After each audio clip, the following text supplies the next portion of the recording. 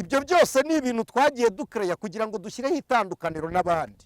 Nicyo gituma nyine tuvuga ADPR, Restoration Church, Zion Temple, Rehoboth, nicyo gituma tuvuga gutyo. Ariko kandi twese turi mu nzira imwe, kandi roundabout y'inzira ni umusaraba, rompuwe y'inzira ni umusaraba wa Kristo. Iteka ikamanuka kubw'imbabazi zayo ikamweza. Wowe urinde mu gihe cyo gukiranirwa. Nibyo da, reka twimuke tugaruke mu isezerano rishya. Pawulo yavuze ngo ikize? Yaravuze ngo mwirinde hatagira umwe muri mwe wagwa agaheranwa n'ababisha. Twongere tugaruke. Wandikiye Abaheburayo yababwiye ngo ikize? Yarababwiye ngo dutinye kugira ngo hatagira uwo muri twe wasa naho adashyikira iryo sezerano ry'uburuhukiro bubonerwa muri Kristo. Na mbere y'uko Kristo amanikwa ku musaraba, umusaraba wari uriho, kandi na nyuma y'uko amanitswe umusaraba uracyabaho. Ariko kandi imisaraba yose si ibyiringiro, wa Kristo niwe byiringiro. Kandi iyo tuvuga umusaraba ntituvuga kiriya giti, nta nubwo tuvuga iriya sinye, oya, ntabwo aricyo cyitwa umusaraba, ahubwo icyabambye Kristo, icyatumye ajyaho, intego ya Kristo yari imibabaro yacu, icyo nicyo cyitwa umusaraba. Kuko Simoni w'Umunyakorene yamutwaje igiti ariko ntiyamutwaza intego y'umusaraba. Intego yagumye muri Kristo, arayibambanwa, ni nacyo cyatumye tutakigira umusaraba wacu Igorigota.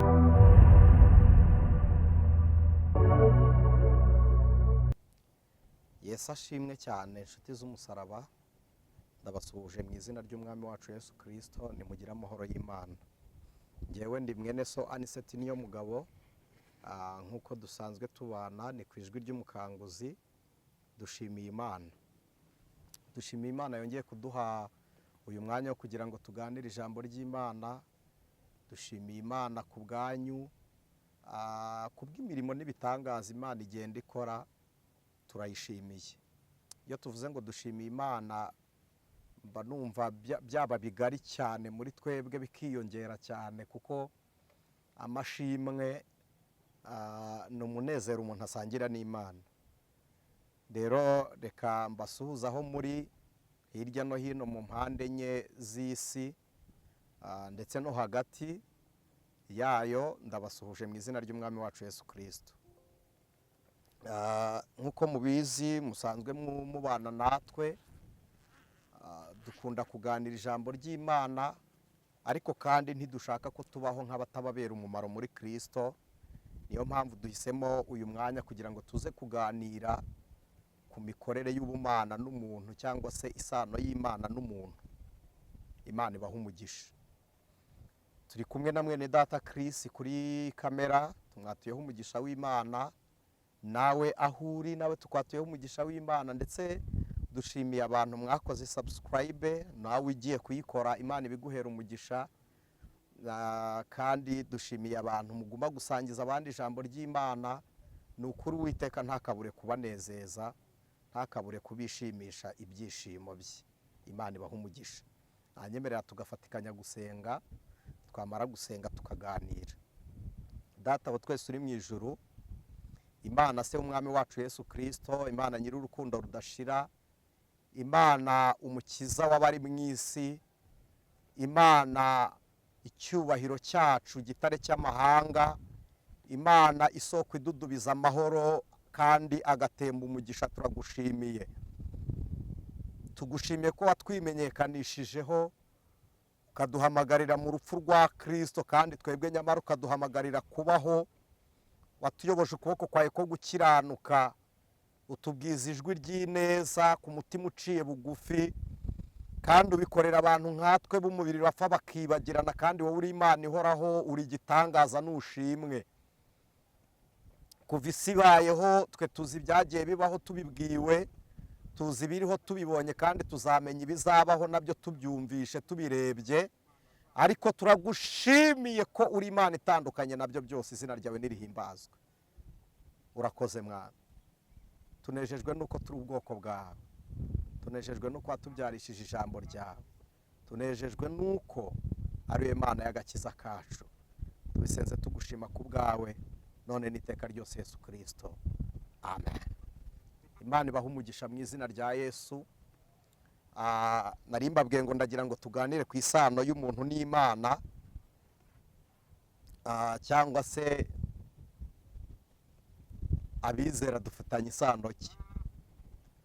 Bibiliya ivuga amateka y'iremwa rya muntu. Imana ijya kurema umuntu yaravuze ngo tureme umuntu ase natwe, agira ishusho yacu. Ntibyagarukiraho, iravuga ngo atware ibiri mu isi, abitegeka biyobore.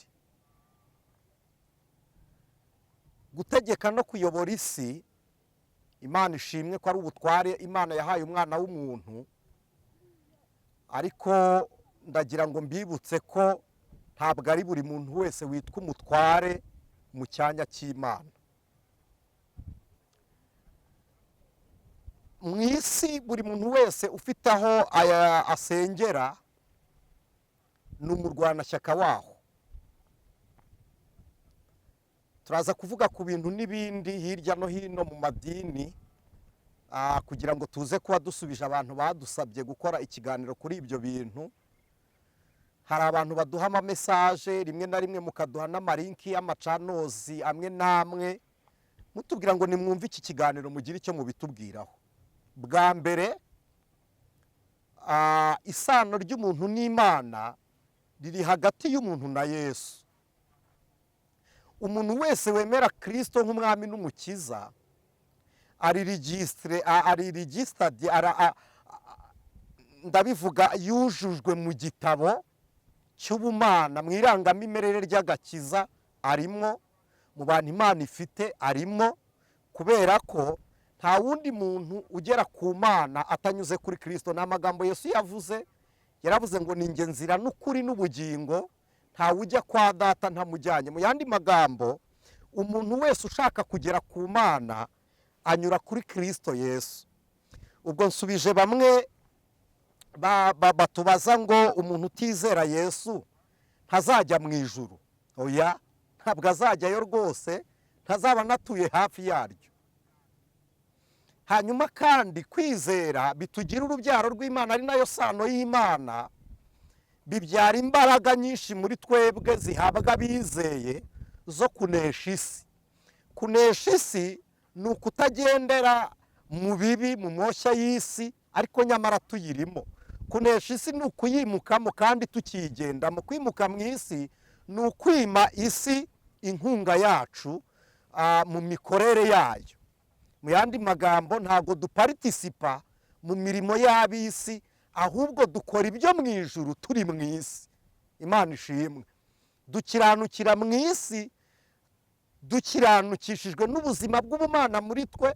Ndagira ngo mbabwire ko nta Mana iba mu isi, Imana ituye mu bizera bari mu isi. Ni nayo mpamvu umuntu wizera ni ingoro y'Imana. Isano dufitanye n'Imana ni twebwe nyubako y'Uwiteka, ni twebwe aderesi y'agakiza. Imana ishimwe.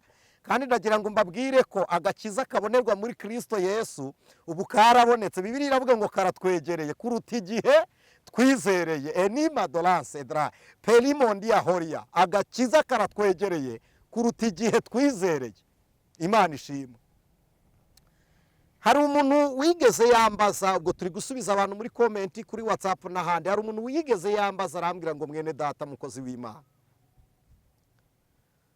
umuntu abyarwa n'Imana bigenze biti? Hari amamesaje menshi cyane tutazabasubiza, tuzajya tubasubiza kuri YouTube kugira ngo tube dusubije n'umwe utaranditse ariko yibaza ibyo watubajije. Kubyarwa n'Imana ni igikorwa kiba igihe umuntu yumvise ijambo ry'Imana akaryizera agahindurwa naryo.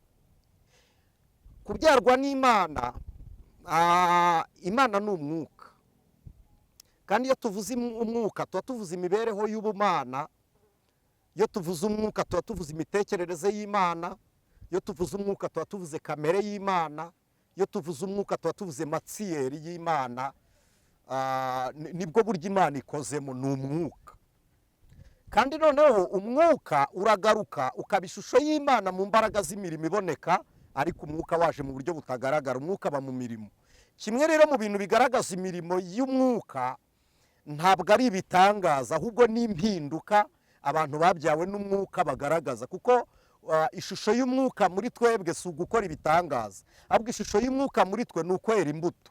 Ishusho y'umwuka muri twe ni ukugaragara nk'abahindutse, tukabaho mu buzima bwizera bunesha isi ariko guhinduka, kuko Bibiliya iravuga ngo kwizera kutagira imirimo kuba gupfuye. Ntabwo ari imirimo y'abizera, ahubwo ni ukwizera gukorera muri twe. Kimwe mu mirimo ukwizera gukorera muri twe harimo no kunesha ibyaha, harimo gutsindira irari, harimo gutsikamira kamere igasinzira, umwuka arayisinziriza. Kimwe mu bintu umwuka akorera muri twebwe arimo kutwangisha isi akadukundisha ijuru. Umwuka adukumbuza ururembo rw'abakiranutsi. Umwuka wera w'Imana aduha kwishima mu bibazo. Umwuka aduha guseka mu marira. Ibyo ni ibintu byose umwuka agenda akorera muri twebwe, adutandukanya n'ab'isi. Nibutse ijambo Mose yabwiye Imana, yarayibwiye ngo nutemera ko tuvana inaha ntuhadukure, kuko n'ubundi nta tandukaniro twaba dufite hagati yacu n'abandi banyamahanga, kuko nabo ubwabo iyo bagenda ntibagendana Imana yabo, kuko Imana bayisiga mu ngoro. Aravuga ngo ariko nuza tukagendana, bizaba bibaye igisobanuro cyiza cy'uko turi ubwoko bwawe, nutubona nta dushidikanyaho kuko uraba wagendanye natwe. Imana ishimwe. Nkwifurije kugendana n'Imana. Wicaye muri ofisi nkwifurije kugaragarwaho Imana. Mu rugo rwawe Uwiteka kugaragareho. Haleluya. Mu mibereho yawe Imana ikugaragareho. Imana ibwira Mose, iramubwira ngo genda murakiranirwa, nagendanye namwe nabica nkabamara. Mose arangije ajya gusenga, arayibwira ngo noneho tubwire imigambi yawe, tumenye ibyo ugambiriye kuri twe, tubone uko tugukiranuka. Imana irabwira ngo ngambire kuzabashyitsa. Iramubwira ngo ubwo uzadushyitsa no kutwica ntuzatwica, ngwino tujyane. Iramubwira ngo nta kibazo, ubwo wangiriyeho umugisha nkakumenya izina, n'icyo usabye nacyo ndagikora. Imana ijyana nabo. Iramubwira ngo nzaba inkingi y'umuriro n'igicu, ngendane namwe, nzabatwikira izuba, nzababera inkingi, umuyaga wo mu butayu ntacyo uzabatwara. Inkingi y'Uwiteka irahari. Kubera iki? Wagendanye n'Uwiteka. Kimwe mu bindi umwuka dukorera, umwuka dukomeza aho twageragerejwe, kuko umwuka, iyo twuzuye umwuka turaremera, turemerera amaboko y'ibitugerageza. Iyo twuzuye umwuka turakomera, dukomerera ibiganza by'abaturwanya. Iyo twuzuye umwuka, umwuka nibwo buzima bw'Imana muri twebwe, kandi umwuka n'umuzuko mushya Kristo yatanze muri twebwe. Imana ishimwe. Hanyuma kubyarwa n'Imana biba igihe wizeye Yesu Kristo nk'umwami n'umukiza mu bugingo bwawe. Iyo umwizeye ukatuza akanwa, nibyo bibyara gukiranuka.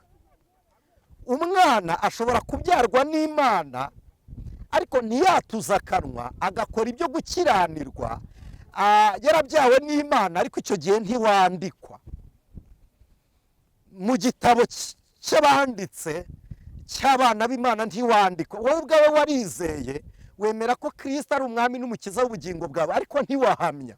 Guhamya rero birimo kwatuza akanwa no gukora imirimo. Subije wa wundi watubwiye ngo ijuru rirakorerwa. Nge ndopoze n'abantu bavuga ko ridakorerwa, kuko gukiranuka ni akisiyo, ni igikorwa. Harimo kwibuza bimwe mu bitunezeza, icyo ni igikorwa. Harimo kureka ibyo twabagamo, icyo ni ikindi gikorwa. Harimo no guhakana ibigirwamana tukemera Kristo Yesu umwami n'umukiza, icyo nacyo ni igikorwa. Kandi ndagira ngo mbabwire ko kujya mu ijuru twabihawe nk'impano idusaba gutera intambwe, tukarambura n'ibiganza tukayakira. Ntugire ngo ni ibintu biza usinzirije bigahita biza gutyo gusa. Oya, kujya mu ijuru tuvuga ntabwo ari imikino. Hari abaririmbyi babiririmbye baravuga ngo ntabwo ari amagambo, kandi iri juru tuvuga ni ijuru ry'intwarane, niko Bibiliya ivuga. Ngusubirijemo, Bibiliya iravuga ngo ni intwarane. Intwarane zituruka ku ntwari zifatikanya, ku Kinyarwanda twita gutwarana. None se niba harimo intwari, hari umuntu w'intwari atarwanye? None se hari umuntu urwana atari mu gikorwa? None se kuki tuvuga ngo turi mu ntambara? Cyangwa nta ntambara ubamo, nta rugamba urwana? Ubaye nta rugamba nta butwari. Ndagira ngo mbibutse, igihe cy'umunezero gisiga ibigwari, rimwe na rimwe ntibinibukwa, ariko igihe cy'intambara gisiga intwari. niyo zaba ziriho zirasigara n'izapfuye ziribukwa. Ndagira ngo nkubwire ko Bibiliya ivuga iki, iravuga ngo bazabanga babampora. Urwo ni urugamba, bazabarenganya ngo uko nagiriwe namwe niko bazabagirira. Ariko muzahere ko mumenye ko ubwo bangize batyo bangenje batyo namwe niko bagomba kubagirira. Ndagira ngo iki kintu cyo kumva ijuru ari ubusa kuri mwebwe, ari ikintu mubona for free, not for free. Ijuru kuribona ni grace, ni ubuntu, kandi nta buntu butagira igitambo. Ugomba kwitanga. Imana ishimwe. Kandi kwitanga se Bibiliya ivuga iki? Ravuga ngo mutange imibiri yanyu b'ibitambo bizima byera bishimwa n'Imana. Ngo aba ariko kuyikorera kwanyu gukwiriye. Gutanga umubiri ntimugire ngo ni ibintu byoroshye. Kwiyiriza ubusa ukima n'umubiri ibyo ukunda umwuka adashaka. Cyo nicyo cyita gutanga umubiri. Utanga imibiri yanyu ni ukwiyiriza ubusa ukiyima ibyo umubiri ushaka umwuka adashaka. Aho si igikorwa. Ibyo byose turi kubikora ngo bigende bite? Turi kubikora ngo tugumane ubwami twarazwe. Rero abantu benshi bashakira gukiranuka mu migenzo n'amahame y'amadini y'iwabo. Hari mwene data ubwo nawe musubirijemo yarambajije ngo Islamu yabyumvishe ku kiganiro kuri channel zimwe n'umupastor umwe wakoze icyo kiganiro, si ngombwa kuza kumuvugaho. Yumvishe ikiganiro avuga ngo Islamu ngo ni idini Satani yakreye ngo kugira ngo bazarikoreshe bagira bati biki n'ibindi gutyo. Ariko ntabwo ariko kuri. Ntabwo ndi kubivuga ngo nihohore, ariko abantu bazi inkomoko ya Islamu muzi neza itangiriro rya Muhammad sallallahu alaihi wa sallam ko no mu ntumwa zabayeho nge ndamwemera nk'intumwa, nubwo hari aho ngira ngashyiraho point d'interrogation, ariko yabayeho intumwa yagaragaje urukundo cyane nuko yahoze mu ntambara mu bihe by'intambara. Ariko siwe wenyine, na ba Mose bararwanye, siwe wenyine, ba Joshua bararwanye, ba Dawidi bararwanye, siwe wenyine, harwanya abantu benshi. Rero si nibyo nshaka kuvuga, ndagira ngo nze gukuraho urujijo. Niba utari mu idini utaririmo wimbaza amateka yaryo, kuko sindi bukubwira amateka yaryo ngo ujyeyo. Ibyo ntacyo bikumarira. Bimeze nko kumbaza iyo ndyamye mu cyumba cyanjye kuri matera mba numva ameze nte kandi ntazahakuryamisha. Ni ukuvuga ngo niba ushaka kumenya amateka y'ibiryo utarya, ubwenge bwawe buri gutinda. Uri gutinda ku bintu bitagutunganiye. Inshuti z'umusara ni mukuru ubwenge kure. Munyihanganire ngo usubize muri ubu buryo. Kuri ubwenge aho burangariye. Kajya kumva ngo abakatolike ntibazajya mu ijuru. Ntabwo ijuru wowe wita umukatolike banza urebe wowe warindi wari iki. Buretse tinda gatoya guca urubanza, tinda gatoya kubwira umuntu ngo ntabwo uzajya mu ijuru, tinda gato. Buretse gukonfirima umuntu wese ukiriho ugihumeka, niyo mwaba mwahuriye mu muhanda uva muri Nibature undi yaraye asambana, tinda guca amateka kuri we. Ntabwo ariyo sano yacu n'Imana. Ntabwo tugira ngo ducireho abantu iteka. Hari umugabo w'inshuti yanjye yaratabarutse, ntabwo ndi bumuvuga izina. Yabanje kubaho umuvugabutumwa akiri umusore, akunda umwana w'umukobwa muri korari, arangije barishyingira. Ubwo mu idini juste tumaze kubyita ko aguye.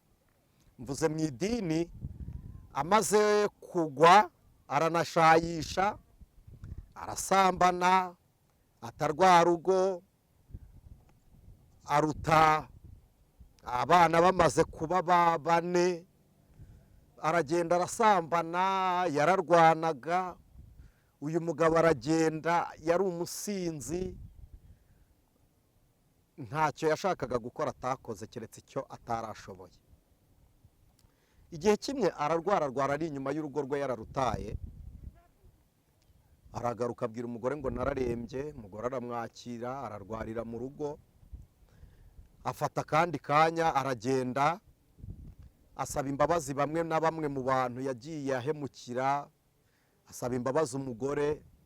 Amaze gusaba imbabazi araryama. Bigeze mu masaha amwe n'amwe y'umugoroba abwira umugore aramubwira ngo ndumva Imana inyemeye ndatashye uzabeho mu buzima bukiranuka. Icyo nshaka kuvuga ni iki? Akiri mu bikorwa bibi abo twita abanyedini twari kumuciraho iteka, ariko ndagira ngo nkubwire kuba warabonye umuntu akora ikibi ntabwo bisobanuye ngo yamazeho imbabazi z'Imana. Tinda guca urubanza, kuko wowe uriho uhagaze waguka aryama, wa wundi uryamye yabyuka agahagarara akema. Icyo nshaka kuvuga ni iki? Isano y'umuntu n'Imana ituruka ku rukundo Imana ifite. Bibiliya iravuga ngo ruhebuje byose rwatumye twitwa abana b'Imana. Haleluya! Kandi ubwo turi abana b'Imana ni igisobanuro cyiza cy'uko iyo tubyaye itacuze iracyabyara n'abandi.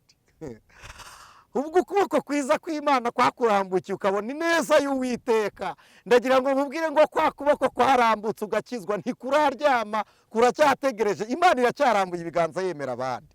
Hari umugabo umwe nawe ndamuzi, yari uwa hafi yanjye mu isano y'iwacu cyane muri famiye. Yarashayishije akora ibyangwa n'amaso y'Uwiteka, ariko agiye gupfa ntiyageze mu rusengero. Yahamagaye pasiteri aramubwira ngo ndarwaye, ngwino usengere. Arasenga, umugabo arapfa, aratanga, aragenda. Si n'uwo wenyine, hari umujura tuziranyeho twese ku musaraba iburyo bwa Yesu, yagiye gupfa baramubamba, abwira Yesu aramubwira ngo ubwo uzazira mu bwami bwawe uzanyibuke. Agakiza k'Uwiteka karatwegereye inshuti z'umusaraba. Ntabwo gukiranuka n'isano y'Imana ntabwo tubibonera mu idini. Imana ishimwe. Oya, gutakaza idini si ugutakaza agakiza. Icyo akora ni ugutakaza umuryango wabo muhuje kwizera. Niyo mpamvu aho kugira ngo ubeho nk'incike waguma mu muryango, ntutakaze umuryango, ariko n'umuryango watakaye umuntu ntabwo tumwita umurambo nubwo waba uri imfubyi, ariko ntabwo wapfuye. Icyo nshaka kuvuga ni iki? Gukiranuka ku migenzo y'idini katolike siko gakiza. Gukiranuka ku mahame ya Isilamu ntabwo ariko gakiza. Gukiranuka ku mahame ya ADEPR si agakiza, aya Zion Temple si agakiza. Ndagira ngo mbisubiremo, ibyo byose ni ibintu twagiye dukereya kugira ngo dushyireho itandukaniro n'abandi. Nicyo gituma nyine tuvuga ADEPR, Restoration Church, Zion Temple, Rehoboth. Nicyo gituma tuvuga gutyo, ariko kandi twese turi mu nzira imwe. Kandi roundabout y'inzira ni umusaraba, rompuwe y'inzira ni umusaraba wa Kristo. Ariko kandi inzira by'ukuri ndagira ngo babwire ko rompuwe si inzira. Ntabwo rompuwe ari inzira, ahubwo ni ihuriro ry'amayira. Ntabwo umusaraba ari inzira. Nimbivuga abakirisitu baragira ngo ni ukugwa. Ndagira ngo mbakureho urujijo, nanabibutse iki. Abakirisitu benshi babigishije umusaraba kuruta Yesu. Barababwira ngo umusaraba ni ibyiringiro byanyu. Ndagira ngo mbabwire impamvu ari ibyiringiro, ni uwawumanitsweho. Ariko na mbere y'uko Kristo amanika umusaraba wari uhari. Na mbere y'uko Kristo amanikwa ku musaraba, umusaraba wari uriho. Kandi na nyuma y'uko amanitswe umusaraba uracyabaho. Ariko kandi imisaraba yose si ibyiringiro, wa Kristo niwe byiringiro. Kandi iyo tuvuga umusaraba ntituvuga kiriya giti, nta nubwo tuvuga iriya sinye. Oya, ntabwo aricyo cyitwa umusaraba, ahubwo icyabambye Kristo, icyatumye ajyaho. Intego ya Kristo yari imibabaro yacu, icyo nicyo cyitwa umusaraba. Kuko Simoni w'Umunyakorene yamutwaje igiti, ariko ntiyamutwaza intego y'umusaraba. Intego yagumye muri Kristo, arayibambanwa. Ni nacyo cyatumye tutakigira umusaraba wacu Igorigota. Oya, ahubwo uwacu uri mu buzima bwo kwizera no kwemera Kristo. Kandi umusaraba wacu, Bibiliya iravuga ngo umuntu nankorera ankurikire, umuntu nankurikire aza ahondi, kuko umuntu naza ahondi Data azamuha icyubahiro. Kristo yarongeye avuga irindi jambo, aravuga ngo kugira ngo umuntu ankorere agomba kubanza kwiyanga. Kwiyanga akikorera umusaraba we akankurikira. Kwikorera umusaraba wawe ni iki? Nababwiye ngo kwitanga. Hari ikinyarwanda, reka duse n'abakidiriwaho gatoya kugira ngo gise n'igisobanuka. Tugifungure dushyireho akanyerezo, icyitwa kwihana. Kuri A reka dushyireho akanyerezo, dukurure, tuvuge ngo kwihana. Mwumvishe mwiki? Ni ugusa n'uwiyibagirwa. Muririmbyi waririmbye indirimbo ya 4 mu Gakiza ivuga ngo iki?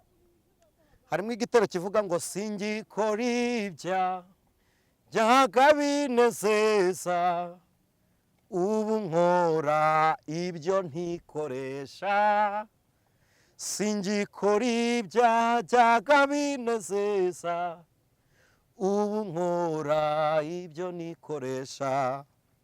Reka turebe Kristo aza kwikorera umusaraba yari asize iki? Yasize ubwiza, asiga icyubahiro, asiga ubumana, asiga ubutware. Nawe kimwe mu bimenyetso bituma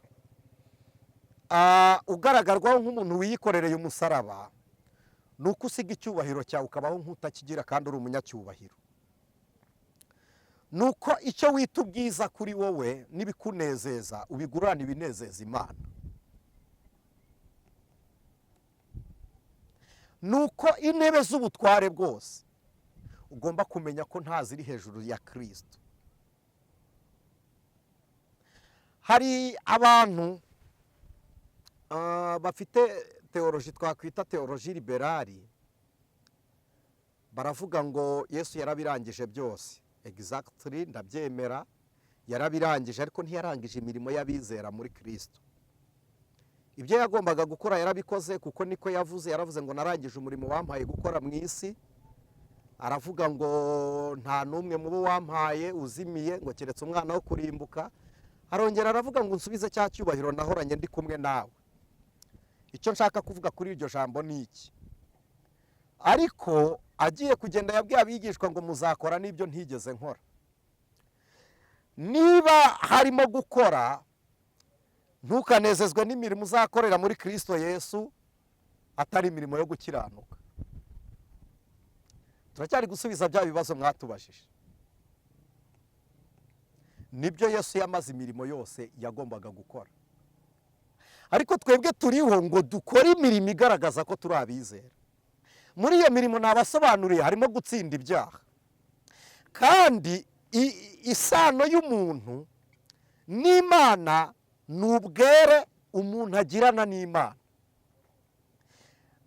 Tujya dukunda kwigisha abantu tukababwira ngo fata mugenzi wawe mu kiganza umubwire ngo urasa n'Imana. Nibyo, ariko reka nkubwire ngo mu ngeso niba wejejwe, ntabwo ari ku mubiri, kuko uko tuzasa ntabwo kurahishurwa, ko tuzamera ntikurerekanwa.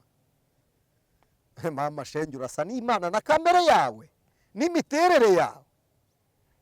Icyo ni ikinyoma, ni murare nyine y'abigisha tuba tubahaye. Ariko niba uri perfect mu myifatire, mu mitekerereze, mu mikorere yawe, yes, urasa n'Imana. Kwera k'umukiranutsi, kwera k'umukristo, gutsinda ibyaha, kunesha isi, niyo shusho y'Imana mu muntu. Ariko niba isi yakunesheje ntugisa n'Imana, birumvikana ko umaze kudivorusa n'isezerano ryo gukiranuka. Niba rero utagisa n'Imana mu mico no mu myifatire, waracunguwe ariko ntiwejejwe. Kandi rero ijuru si iry'abacunguwe gusa, ni iry'abacunguwe n'amaraso ya Kristo, ariko bakanezwa nayo, kuko Imana izatwara abejejwe. Bibiliya ivuga iki se mu gitabo cy'umuhanuzi Yesaya 3:5? Iravuga ngo iyo nzira izitwa inzira yo kwera, abanduye imitima ntibazayicamo. Niba abanduye imitima batazayicamo, igihe wanduje umutima wawe nta nzira ufiteyo, kuko iyi nzira yaragaragaye, yarigaragaje, yarihishuye. Yesu yaravuze ngo ninjye nzira n'ukuri n'ubugingo, kandi aravuga ngo mugere ikirenge mu cyanjye. Kugera ikirenge mu cya Kristo ni ugutsinda nk'uko yatsinze, kwihangana nk'uko yihanganye. Kandi Bibiliya iravuga ngo ubwo twasangiye umunezero wo muri Kristo, dusangira n'amakuba yo muri Kristo, tukihanganira n'ibyo bigeragezo. Rero ibyo byose biri mu bigaragaza isano tugirana n'Imana, havuyemo ibyaha, kuko na Kristo ntiyigeze icyaha. Niyo ugikoze uguye muri za ntege nkeya, byukana ikiganza cy'imbabazi z'Imana kiracyariho, uhezwe, wature. Kandi kwaturirana ibyaha si ugusaba imbabazi mu rusengero, ahubwo kwaturirana ibyaha ni ugusaba imbabazi abo mwahemukiye. Mureke kujya gusaba imbabazi mu nsengero zitarimo abo mwahemukiye. Abo mwahemukiye mwabasize muri karitsiye, ni ugukereye urwango rutuma ubukristo bugira abanzi hanze kandi butewe namwe. Saba imbabazi uwo wahemukiye, nicyo Bibiliya yita kwaturirana ibyaha. Imana ibaha umugisha. Rero Yesu yarabirangije, ndabyemera, ariko ntabwo yarangijeho imirimo yo gukiranuka. Imirimo yo gukiranuka nitwe tuyikora nyine nk'abakiranutsi bari mu isi. Yewe mwaribwiye ngo nta mukiranutsi ubaho, ngo n'uwiyise umukiranutsi aba yise Imana inyabinyoma, ngo niko Bibiliya yavuze. Ese kuki musoma ntimunatekereze? Nibyo, iyo wiyise umukiranutsi kubw'imirimo yawe uhinduye Imana umunyabinyoma. Ariko se kagakiza ka Kristo iyo gakoreye muri wowe ntukiranuke, byo uburinde kagakiza ubukagiza gake. None se gakoreye muri wowe ugakiranuka, ukiranutse kubw'agakiza k'Imana, niyo mpamvu wiswe umukiranutsi, ntabwo ari kubw'imirimo yawe yindi. N'agakiza k'Imana kagukoreyemo, ni kwa kwizera kutsinze isi. Kandi ikibyarwa n'Imana cyose kinesha isi, n'ikibyarwa n'umwuka cyose ni umwuka. Muraza kunyemerera nze kuvuga kuri utu tuntu mpita nsoza. Kuba mu idini si ukuba mu gakiza, ariko kuba mu gakiza bigusaba no kujya guhindura abari mu idini. Icyo ni kimwe. Icya kabiri, kuba ufite idini usengeramo ntibisobanuye ngo abatarigira baraguye, kandi n'uguye ntibisobanuye ngo ntaryo agira. Hari n'ugwa aririmo, hari n'ugwa ariyoboye, hari n'ugwa yararishinze, hari n'ugwa yarimitswe, hari n'ugwa afite iryo zina kandi akarigumana, akaguma gukora. Igisobanuro cyiza cyo kuba uhagaze kuruta kugaragara mu bantu bitiriwe izina ry'Imana. Wowe rero uri umutangabuhamya wawe. Kugira ngo isano y'Imana igaragare kuri wowe, uri umutangabuhamya w'ubugingo bwawe. Noneho tuganire n'umutima wawe, urinde. Umutima wawe ni umushinjacyaha. Fata ukuboko kwawe kw'indyo nkubaze. Wowe wakurikije ijambo ry'Imana, fata ukuboko kwawe kw'indyo. Baza ikiganza cyawe ngo nta mirimo yo gukiranirwa wakoze. Wongere uhindure n'uko imoso uvuge ngo nta mirimo yo gukiranirwa. Baza amaso yawe ngo ntabwo ugira imirimo yo gukiranirwa. Umunwa nawe ubaze ngo amagambo yaguturutsemo ameze ate. N'amatwi yabaze icyo akunda kumva. Amaguru yawe yabaze ngo inzira wanyuzemo ni izihe. Ingingo zawe zose z'umubiri zibaze ngo ko ukora ibyo gukiranuka. Urahita ubona ko nubwo wabyawe n'Imana ariko ntiwanditswe nayo. Warizeye, ariko nyuma imirimo yawe ihakana ibyo kwizera kwawe. Hari abantu bavuga ngo mbese ngo umuntu yasibwa mu gitabo cy'ubugingo. Hoya, ahubwo ntiwandikwa mu gitabo cy'ubugingo. Se wagezemo gute? Erega ubundi twagiye tubigisha tubabeshya ngo igitabo cy'imirimo kugira ngo mubone uko muduha amaturo n'ibindi. Igitabo cy'imirimo se basoje gukora? Ese ubundi ninde wababwiye ko imirimo yanyu Imana irayizirikana pe, ariko izagenda iguherekeje? Ntabwo uzagenda uyisangayo, wowe uzinjirana nayo. Nyamaye nka data, hari umupastori wajya gutanga ubutumwa akavuga uburyo ngo yapfuye akajya mu ijuru. Mu mbabarire, iyo dutanga izo ngero ntituba tugira ngo duhangane n'abantu. Yapfuye ngo ajya mu ijuru, ngo agezeyo ngo abona ngo icyumba kirimo umwijima, ngo abajije ngo abaza umuntu ngo nuko atatanze icya 10. Barabashuka, nta mwijima uba mu ijuru. Uwo nguwo niba byari biremye umwijima, uwo mwijima wonyine mukeya wari ushoboye gutuma atanaribona. Ibyo ni ibintu tugenda twimagininga. Inzozi zanyu zose ntizisobanura ukuri, cyane ko n'ibyo wiroseho bitasohoye, ariko mubigira intambara ngo ibyo mwarose ku bantu nibyo bizasohora. Hari abantu bajya bansetsa n'iseti, nakurose ntiwakoze, Imana iguha umugisha, nzakubona gute nkubwire inzozi simpari. Ntabwo mfite umwanya wo kuza gutega amatwi inzozi wandoteye. Oya, wowe si zo wiroteye zarasohoye. Murekere guca ibikuba, ubanza urebe uko uhagaze, sibyo? Hanyuma kugira idini umuntu abarizwamo ntabwo bisobanuye kubarizwa muri Kristo. Nababwiye ngo idini ni umuryango, ntukabe incike, kandi ukwiriye kuba no mu muryango. Rero abantu mutubaza ngo Imana yasiba umuntu mu gitabo cy'ubugingo, ngo Imana ngo ifite umwanya ngo kukandika nonaha, ngo ejo ikongera ikagusiba. None se uzi ko hari ama application muri telefone expiring agahita yirimuvinga akikura muri telefone? Namwe niko mumeze. Hari igihe umuntu anezeza Imana akongera akayibabaza. Reka mbabaze rero kuri icyo. Ubu hagati y'abarimbuka n'ababona ubugingo Satani yanditse mu kihe gitabo?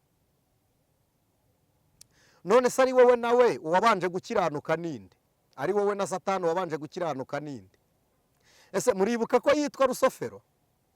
Rusifa? muribuka ko yari yitwa urumuri rw'umuriro, muribuka ko ariyo wayoboraga diparitema y'abaramyi mu ijuru. Ese reka nkubaze, muri mwe ninde wavukanye gukiranuka nk'uko Adamu yaremanywe?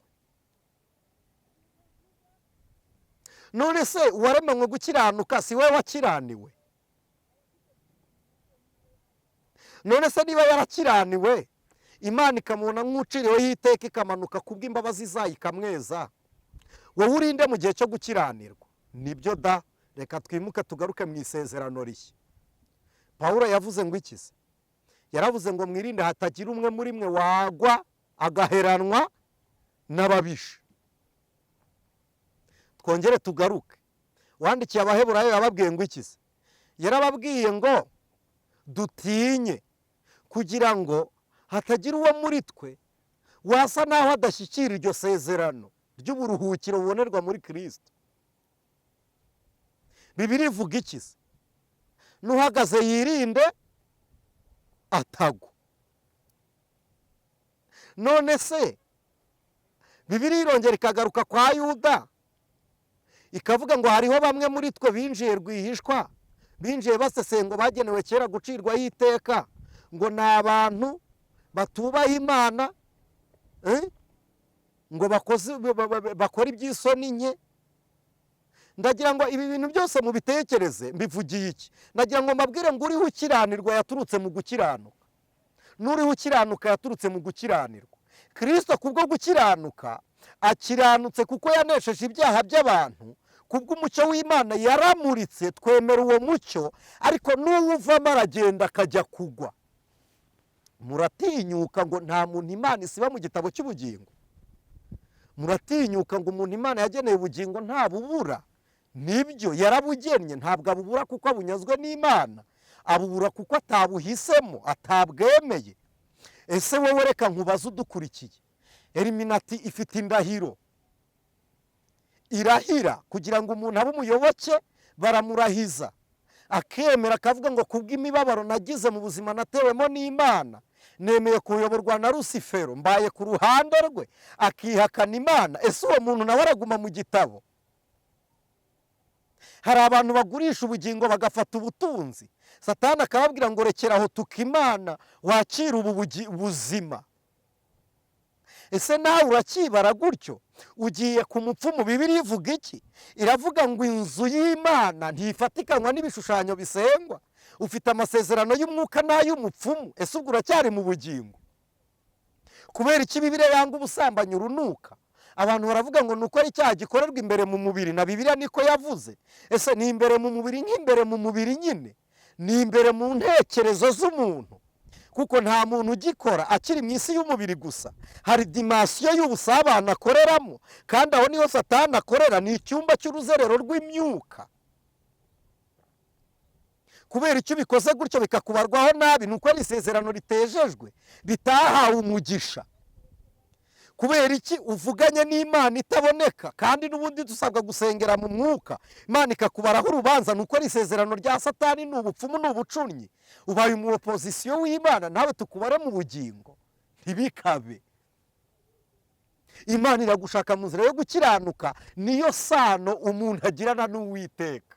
Imana ishimwe. Niba udakiranuka waradivorushije, wakuyeho isezerano. Kandi gukiranuka ni iki? Ni ugukora ibyo Imana ishaka, no mu gihe ugwagwana bikunanira ukajya ubyuka ubwira Imana ngo nuko nteye, ni njye wa wundi. Wireberera ku bantu, duhora duseka abantu barababwiye ngo iyo umuntu aguye ngo isezerano rirahinduka ugatangira bundi bushya. Ntabwo ari uko imbabazi z'Imana zimera. Hari n'igihe ubyuka waraguye, Imana igakora ibiruta ibyo yagusezeranije. Nimumenyeho Imana imbabazi, ifite imbabazi nyinshi. Icyo nsorejeho, ntabwo isano yacu n'Imana ari umutungo, ntabwo ari imodokari, ntabwo ari amazu, ntabwo ari mariage nziza, si umugabo. Ibyo bishobora no kubibigusha, ariko igivuye ku Mana cyose kiba ari umugisha. Bibiliya iravuga ngo umugisha Imana itanga ntabwo yongeraho umubabaro. Pawulo yaravuze, ni Yohana yaravuze ngo bakundwa, twebwe turi abana b'Imana, avuga ngo kandi niko turi. niko turi koko. Imana iduhamagariye kuvuza impanda kugira ngo nawe wapfuye mu bugingo uzuke, nawe wakoze ibyaha barakubeshye ngo nta kibazo. Abantu benshi baravuga ngo Yesu ngo yaducunguye tutarakora ibyaha. Ninde wakubwiye se ko Yesu yapfuye ngo ibyaha uzakora biveho? Ese ubundi muzi ko mwacunguwe mukizwa mwakijijwe iki? Se ninde wababeshye ko Bibiliya ntabwo gukizwa ari ugukizwa ibyaha. Gukizwa ni ugukizwa urupfu rw'iteka tugahabwa ubugingo bubyara ubuzima butsinda ibyaha. Iyo muba mwarakijijwe ibyaha ntimuba mukibikora. Mwakijijwe urupfu rw'iteka muhabwa ubugingo butsinda ibyaha. Niyo mpamvu mugomba guhora murwana munesha icyaha. Iyo ugikizwa Yesu yari kukibamba kikavaho isi ikaba paradizo. Niho abaliberali muyobera. Muzi ko Yesu yadukijije ibyaha. Nose yarabikijije wongera kubikora gute? Ubwo ukibikora biracyakuriho, ubwo ukibikora birahari. Nibyo yaradukijije, dukizwa urupfu rw'iteka rwari rwarazanwe n'ibyaha, duhabwa ubuzima butsinda ibyaha. Niba udatsinda ibyaha, ubuzima bw'iteka ryose muri wowe bwarapfuye, buranduye, burahumanye, urasaba kwezwa, uri umubembe. Bibiliya ivuga iki? Iravuga ngo unesha kugeza imperuka niwe uzakizwa. Turacyari kurwana. Niyo mpamvu nsabye kugira ngo uhore ushaka gutsinda. Twacunguwe rimwe, dukizwa rimwe, ariko duhora twezwa. Nibyo twahawe imbabazi z'ibyaha. Ni nayo mpamvu niyo twabikoze tukagaruka, Imana iratubabarira ariko ntikuraho ingaruka z'ibyaha. Ingaruka z'ibyaha zikurwaho no kutabikora. Imana iguha umugisha.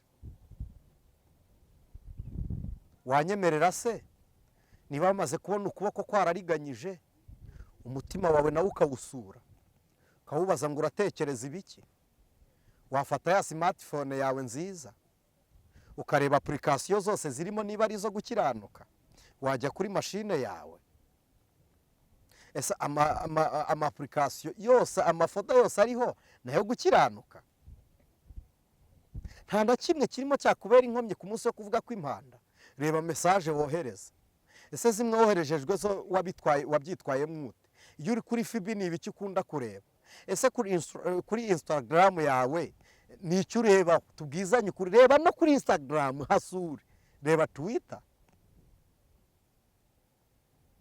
Nuducyo ukunda. Ko imbuto z'igiti zigaragaza igiti cyari cyo, imbuto zawe zo ntizigusobanura. Isano y'umuntu n'Imana ni iyihe? Ni ubwere, ni ugukiranuka, kuko n'Imana irakiranuka. Gusa n'Imana ni ugukiranuka, ni ukugira agakiza kaboneye. Ese umuntu agira ihuriro rye n'idini gute? Idini ni umuryango, niko nababwiye. Ni ngombwa kugira umuryango kugira ngo tutaba incike kandi tukiri muri sosiyete. Aha ni ku ijwi ry'umukanguzi. Ntabwo nshaka ngo dusinzire ibitotsi by'urupfu, kandi Imana yaraduhaye akanwa ngo tuvuze impanda dukangura abasinziriye.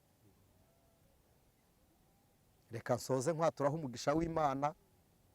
Hanyuma wowe utarabatizwa mu mazi menshi, wewe wari warabatijwe kandi ukagwa, nawe wakoraga imirimo wari waraguye ubizi, ndagira ngo dufatikanye tubwire Imana ngo ngera umpembure, unyeze, nongere nse nawe. Mana Data wa twese uri mu ijuru, sengeye uyu mwene data muri Kristo Yesu. Yari atarabatizwa mu mazi menshi, yari atarizera, ariko yumvisha ijambo ryawe arizeye, abyawe nawe. Ubu ni urubyaro rwera, mwatuyeho umugisha n'imbaraga kubw'imbabazi zibonerwa muri Kristo Yesu. Uyu wari warabatijwe akagwa, mwatuyeho kubyuka kuko nawe arabigambiriye. Uyu wari waraguye ariko akaguma gukora imirimo imwitirirwa, akizanira umuvumo, mukujeho umuvumo ikimenyetso cy'amaraso ya Kristo, ariko kandi mwatuyeho n'imbaraga z'umuzuko mushya, kugira ngo umugisha w'Imana umugaragareho, yongera abe mu ishusho yawe. Bisenze nizeye ku bwa Kristo Yesu none n'iteka ryose. Amen. Amen.